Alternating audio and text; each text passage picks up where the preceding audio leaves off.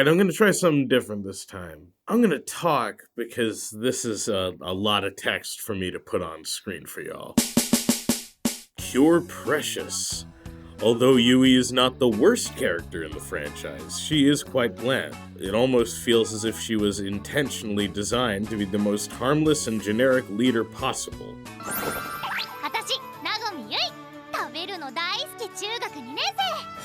I mean, yeah, we all like eating. You know, eating food is sort of part of what we do to survive.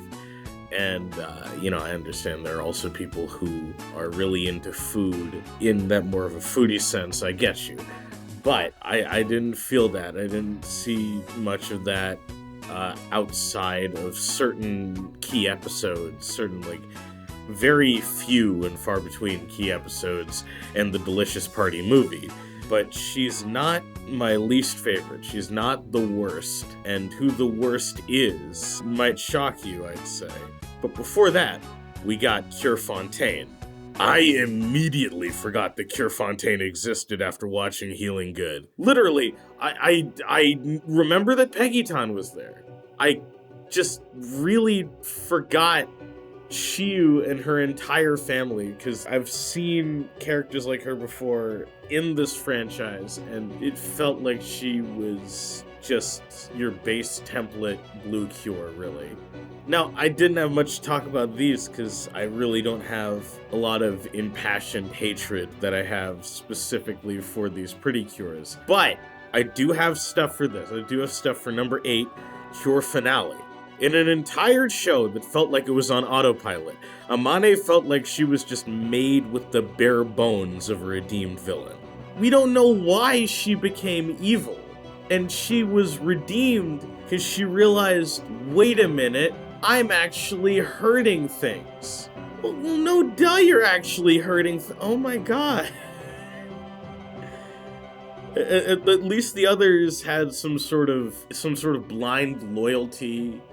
Ruru has no qualms with violence. And it felt like there were stronger motivations with all these others. However, I did adore the Arsène Lupin-style outfit she had as Gentoru. Yeah, it was very, very nice having that sort of gentleman thief look on this girl. But I was bummed that she didn't keep any of that as Finale. But that's really the problem with all the redeemed Cures. They just completely changed their look. Okay, next up, Cure Parfait, number 7. This girl opened the floodgates for the PreCure color debates. I hate debating colors with people because it feels like I'm taking crazy pills. I didn't even like CL that much as a character, but it's mostly the debates being sparked by her that put her up this high. Oh my god. Cure Friendy! Cure Friendy! Oh my god. Okay. The head writer of Wonderful, Yoshimi Narita, also wrote Happiness Charge PreCure. Iroha feels to me like if Megami or Cure Lovely was even further overshadowed by the characters around her. I love her cute interactions with her dog and her boyfriend, but it doesn't feel like there's much for herself.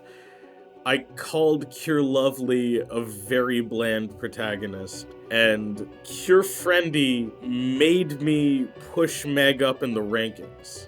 She was somehow a blander protagonist. Not the blandest protagonist, that's Cure Precious, but it felt like this is the blandest protagonist Narita has written.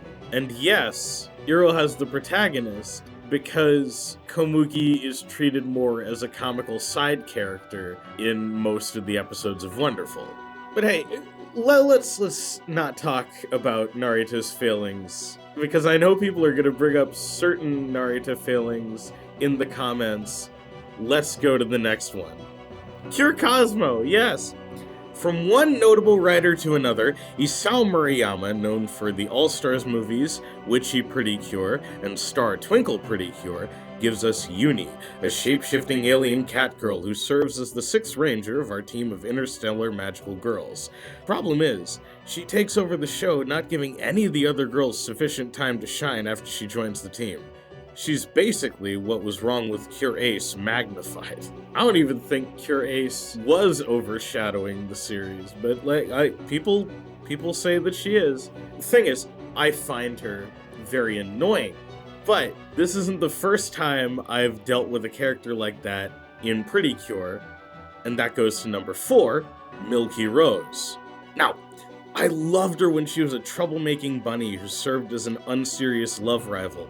But when she turned human, what was once the actions of a cute little rabbit felt like Yoshimi Narita put her self-insert OC into the story. She doesn't really become less of a nuisance to the team. She kind of just talks less. She keeps the same attitude, but she just talks less. You know who I want to talk less? Pure Majesty. Oh, Pure Majesty. She was adorable as a baby, but even though she was badass as Majesty, Ellie felt like a glorified power-up. They didn't even expand Ellie's character like they did with Cure Felice. Yet another baby turned Cure, and I think it led to a much weaker character. Like, babies don't have personalities. They're too young to really have a personality that is outside of just being a baby. So there isn't really much room for character growth when you can't even like look into the inner thoughts of this baby. Maybe there's some sort of inner conflict of her, you know, wanting to grow up, or maybe she wants to stay young. Maybe she doesn't want to grow up, because the Halloween episode, she was distraught that she was given something made for babies as Cure Majesty as a reward.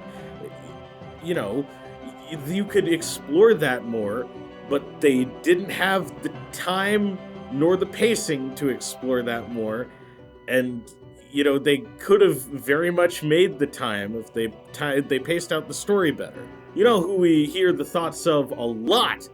Number 2, Shiny Luminous. We do look into her thoughts quite a lot, yes. But I would say ultimately, she's a forgettable girl from a forgettable season. Honestly, I see her as more of an accessory to Black and White, an excuse to repeat the same old story after the first season had such a good definitive ending. I feel like Hikari having episodes where she would question her essentially divinely ordained mission would help in making this more memorable, but no, that's not any of the episodes of Max Heart, at least none of them ones I remember, and I rewatched Max Heart to try and get a pulse on Hikari's character, but she's still number 2 on my list. Honestly, I'm more angry that they didn't do much with her. Honestly, that's the crux of it. That's the crux of it all. And speaking of that, my number 1, Cure Echo. Do something with her, Toei, I beg of you! She's part of the PreCure All-Stars movies, which are known for their interactions between characters who don't usually come together, and massive action sequences. Yet the writers decided to introduce a pacifist who only interacts meaningfully with the Smile team and 2 other original characters. Honestly, those 2 other characters, Gorel and NN, they're really good. I do like them as characters. But Cure Echo, if she only showed up in New Stage, I'd have no problem with it. But, like, the fact that she showed up in, like, 2 other movies, barely did anything, and now they're just not acknowledging her at all, that's really what gets me. Like, Toei, do something with it. God, go get a coffees. Hey, how's it going? It's Midnight Realm VA. Hope you liked the video. Make sure to like, comment, subscribe, share this with your friends, your enemies. Oh yeah, also following my Blue Sky and donating to my Ko-fi would be nice if you got the money for it. And once you're done with all that, have a good night.